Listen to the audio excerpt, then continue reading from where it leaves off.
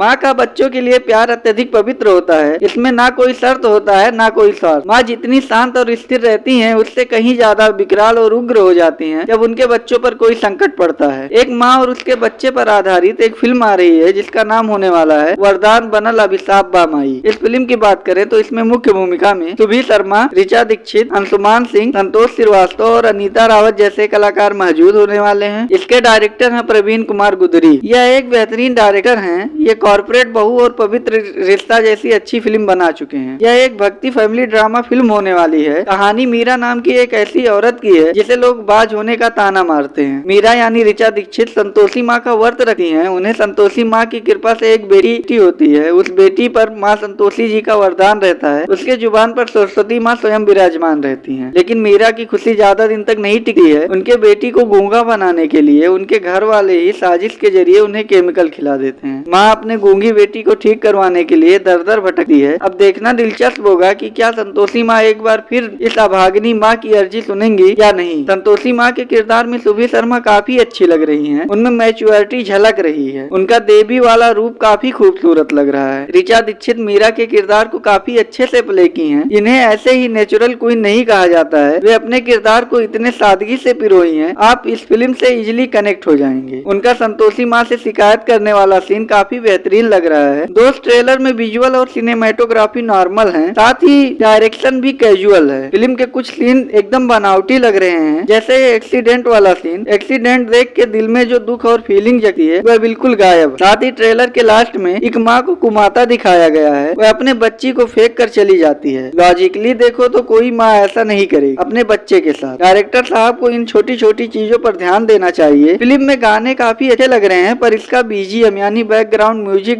बिल्कुल साधारण है। इस पर सुधार करने की जरूरत है। अंशुमान सिंह का किरदार एक साधारण बेटे का है जो अपने किरदार को काफी अच्छे से प्ले किए हैं। वहीं अनीता रावत का किरदार एक गायिका का है जो फेमस है। वह इनडायरेक्टली इस फिल्म में विलेन यानी निगेटिव रोल में है। उनका विलेन वाला किरदार काफी सही लग रहा है। मेरी सबसे बड़ी शिकायत फिल्म मेकर से है, आप लोग ट्रेलर में ही पूरी फिल्म को दिखा दिए हो। ट्रेलर का काम होता है केवल आने वाली फिल्म का दर्शन कराना, ना कि पूरी कहानी को रिवील कर देना। जब ट्रेलर में सब सीन देख लेंगे, सब कहानी समझ लेंगे, तो फिर फिल्म देखने के लिए जो एक्साइटमेंट रहता है वो खत्म हो जाता है। ओवरऑल देखे तो यह एक साधारण फैमिली ड्रामा फिल्म होने वाली है, जिसे हम बहुत ज्यादा एक्स्ट्रा ऑर्डिनरी चीजों की उम्मीद नहीं रख सकते। बाकी आज के लिए बस इतना ही। मेरा वीडियो आप लोगों को कैसा लगा कमेंट में जरूर बताइए। जाते जाते मेरे वीडियो को लाइक और चैनल को सब्सक्राइब करना मत भूलिए।